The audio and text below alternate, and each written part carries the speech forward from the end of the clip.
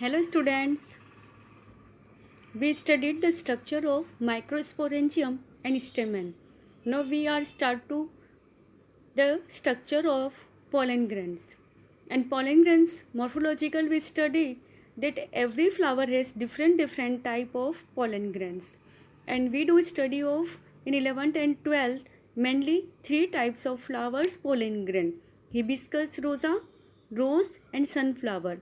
And here is given the different type of structures of pollen grains. All these are different in size and morphologically and anatomically different. When we take some pollen grain from the flower and observe it under the microscope, then we can see like this pollen grain structure. Okay students, these are anatomical structure of pollen grains, and all flowers has different size and structures of pollen grains, and pollen grains has spherical shape and its diameter is 25 to 50 micrometer. Now when in tetrahedral structure the cell division is start, and then the unicellular pollen grain has one nucleus and it has two layers. An outer layer is called exine and inner layer is called intine. Two layer, exine and intine. Outer exine and it is hard layer and it is made up of sporopollen, and which is one of the most abundant organic materials, and it has the germ pore also on it. And then inner is intine. This is thin layer, and then it's divided into mitochondrial division start, and it's divided into two cells, vacuoles and nucleus, and again division starts, cell division, and then it is form two cells, asymmetrical spherical, and then again the mitotical division start, and it's divided into two cells, vegetative cells and germ cell. Vegetative cells is larger and germinative cells is smaller. Vegetative cells is irregular nuclear shape and germ cell is small shape.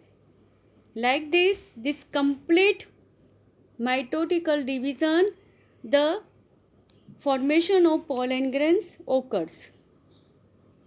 यहाँ पर pollen grains के हम different structure देख रहे हैं. एक tetrahedral microsporangium जिसके अंदर 4 माइक्रोस्पोर्स है, और एवरी माइक्रोस्पोर्स के अंदर pollen grain फॉर्मेशंस होता है.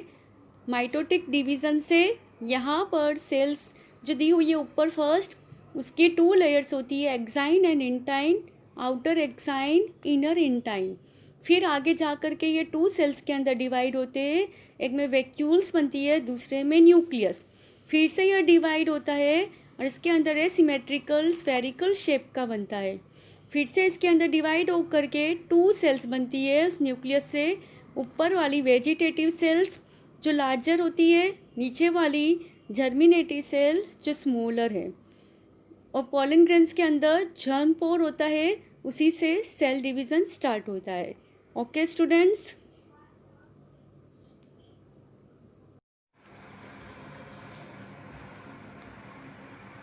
हमने पोलन ग्रेन्स के स्ट्रक्चर की मॉर्फोलॉजिकल और एनाटॉमिकल स्टडी कर ली है.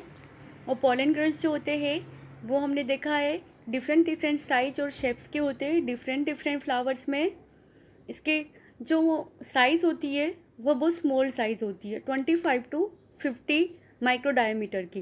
तो इतनी स्मॉल साइज़ के होने से पोलन ग्रेन्स एयर के साथ में स्प्रेड होते हैं, और कितने ह्यूमंस जो होते हैं उनके अंदर एलर्जी और अस्थमा की प्रॉब्लम भी क्रिएट करते हैं. तो यहाँ पर पोलन ग्रेन का एक ये भी है कि किसी गार्डन वगैरह में कोई पीपल जाते हैं और उन्हें ये एलर्जी वगैरह भी ओकर्स करते हैं, और अस्थमेटिकल या ब्रोंकाइटिस की डिजीज़ भी उनमें पोलन ग्रेन की एलर्जी से हो सकती है. इसके सिवाय पोलन ग्रेन्स के जो है बहुत सारे यूजेस भी है। वेस्टर्न कंट्री में पोलन ग्रेन्स जो है एक रिच इन न्यूट्रिएंट का सोर्स माना जाता है। एज ए फूड काम में आते हैं कि न्यूट्रिएंट फूड के रूप में काम में लेने के लिए इनके बहुत सारे कैप्सूल्स और टेबलेट्स बनाई जाती है। जो आप डायग्राम में देख रहे हैं यहाँ पे बी, यहाँ पर ये बी पोलन, ये वाली टैबलेट और ये वाली टैबलेट्स कैप्सूल, ये सभी बना करके जो एथलीट्स होते हैं और जो रेस के हॉर्सेस होते हैं उन्हें ये एज ए न्यूट्रिएंट फूड के रूप में दी जाती है, जिससे उन्हें बहुत सारी एनर्जी प्रोवाइड होती है, उनका स्टेमिना बढ़ता है।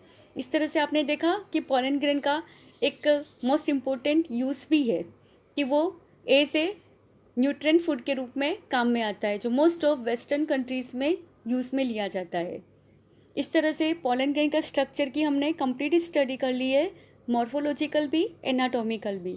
हमने इसका इंटरनल स्ट्रक्चर भी पढ़ लिया है, इसकी कितनी लेयर्स होती है और जर्म पोल से किस तरह से इसके अंदर माइटोटिक डिविजन्स होकर के पोलन ग्रेन का फॉर्मेशन होता है, माइक्रोस्पोरेंजियम किस तरह से बनता है, और एंथर जो होता है वो माइक्रोस्पोरेंजियम को टेट्राहेड्रल स्ट्रक्चर, बाइलोब स्ट्रक्चर किस तरह से बनाता है, पोलन ग्रेन्स ह्यूमन बींग्स के अंदर कौन सी डिजीज़ ऑकर्स कर सकते हैं और किस तरह से ह्यूमन बींग्स के लिए यूज़फुल हो सकते हैं, ये सारी हमने स्टडी की।